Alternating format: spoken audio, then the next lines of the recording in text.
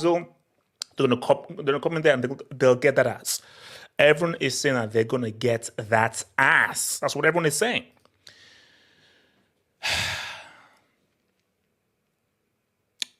I understand. I get it. And I know where everyone is coming out with this whole thing because they look impressive.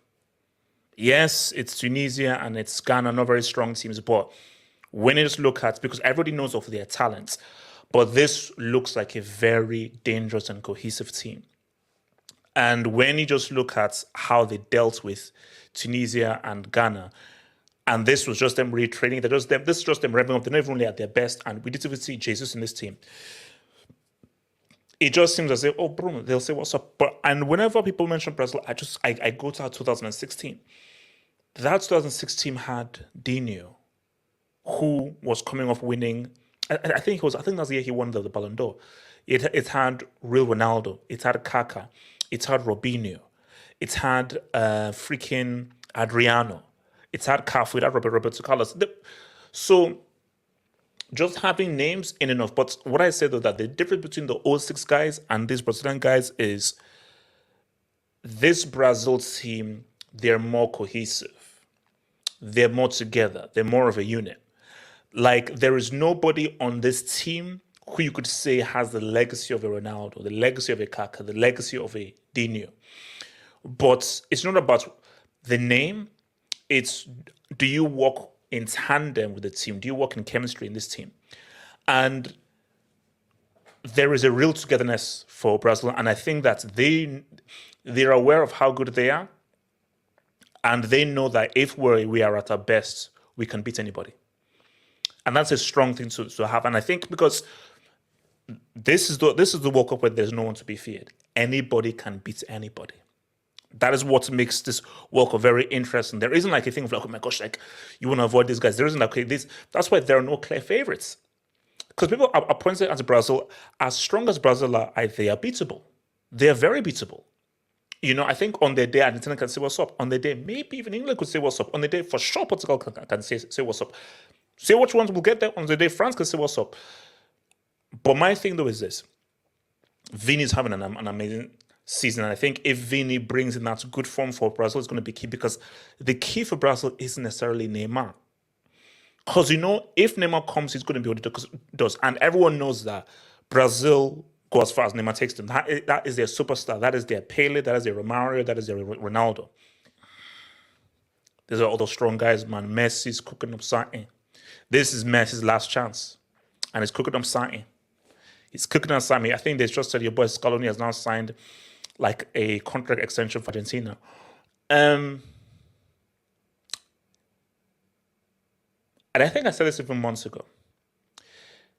One part of me says that Argentina's chance was 20. This generation's chance with Messi, Di Maria, and so I think Messi and Di Maria are the only guys left from 2014. Their best chance was 2014. And it didn't happen. So I said, you know, you're not going to get another chance like that. So a part of me still believes that. But there's another part of me that says, there's another part of me that says this team looks really good. And the issue with 2018 was, it was just Messi. Oh, Messi, what are you going to do? What are you going to do? But the difference now is, because under Sampoli didn't know what the hell he was freaking doing. He was just like, oh, Messi, do something. But you need a structure. But what you now see now is, no, the team is strong. There's a strong cut to the team, and the team has an identity, which leaves that superstar to say what's up. Because how you win a World Cup is you have a strong structure, a strong team, and then you don't have a superstar that now is the defining factor, which is what they had in 2014 with Salva Pereira. But the issue was Messi just did not really say what's up, because that team was strong. So they was like, bro, Messi, take us to the promised land. So I think Messi, he's still playing top ball. He's improved his ball for PSG, but he's playing at a high level for Argentina. So hopefully, if he comes in fully fit, Argentina look dangerous. They look dangerous. And I'm just looking at this team. And similar to Brazil, there is also a belief in this team. Because I think a very key thing for Argentina was that Copa America. That's their first major trophy since '93. You know, so I think winning that Copa America it just gave this team like, oh my gosh, we have something. And I think they've gone on a crazy winning run under Scaloni. And my thing is, it's like a spine. You have De Paul in midfield, you have Romero in defense, you have Emilio Martinez as a keeper, then of course Messi, Di Maria, and Lautaro Martinez. And similar to Brazil, the key guy isn't really Messi. We all know what Messi can do. The key guy is Lautaro Martinez. That second guy is very, very important for all teams because the first guy can do everything. There are times in which Messi, he's got to hit the ball over to your boy Di Maria, he's going to hit the ball over to Lautaro Martinez, and when he gives him the ball, he's going to say, what's up? It's similar to when Jordan had to give the ball to Steve Kerr, and Steve Kerr said, all right, MJ, you've done everything, give me the rock, I'm going to say, what's up? So can Lautaro Martinez in those key areas say what's up? Because if he can, that could be the real defining factor for Argentina. So I'm looking at these guys. They have the talents. The players are there. The players are there. It is we'll get to the other guys, but France have the best squad in the world. France have the best breadth of talents in the world. They just how many guys are, he's French. It's great. It's crazy. But I think everybody sort of already knows that France are not going to defend their title. That's, we're still going to have to wait a long time until what Brazil did in 1962, defending their title from 1958. And I just think that I can just see them imploding. I can see them self-imploding. Because first of all, I don't think they'll top the group. Now, something says to myself that I know that the World Cup cost exists, and it really does exist. But in my mind, I say to myself that are France really going to allow either Australia or Tunisia to go in ahead of them? That's freaking insane. That's freaking insane. No offense to Australia or Tunisia, but let's keep it a stack. That's crazy. But even if they do make it through the group, I just feel that there is an Mbappe problem there. Portugal, man, we've got to talk about Portugal. We have to have a Portugal conversation. And obviously, the big thing is Cristiano, to start him or not to start him. But I think even beyond the Cristiano scenario, it's a Fernando Santos problem. Santos should not be the manager of this team. He shouldn't be the manager of this team. Now, it would be great if they had Mourinho, but they need someone similar to France. They need a manager that understands this current generation of players. Santos was right for 2016, and for those crop of players, he isn't right for 2022 and the Felix coming through, the Leao coming through, and all these younger guys coming through. Which means that Portugal, you need to play and operate in a different way that coincides with the young talent you now have. And Santos, he's old school. He's still old school. So I just don't think he's the right man for the job. But Portugal have the squad. They have the players. These guys can put us two quality teams.